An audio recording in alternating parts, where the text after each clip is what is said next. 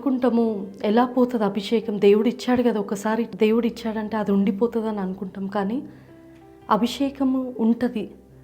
దావీదులో కూడా, దావీదు ఎప్పుడైతే పాపం చేశాడో ఆయన అభిషేకింపబడిన వ్యక్తియే. కానీ ఎప్పుడైతే పాపం చేశాడో, పాపం చేసినప్పుడు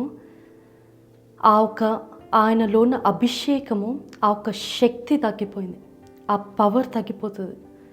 అందుకనే 51వ కీర్తనలో కూడా దావీదు ఏం రాస్తాడంటే, నీ సన్నిధిలో నుండి నన్ను త్రోసివేయకము, నీ పరిశుద్ధాత్మ నాలో నుండి తీసివేయకము అని దావీదు రాస్తాడు.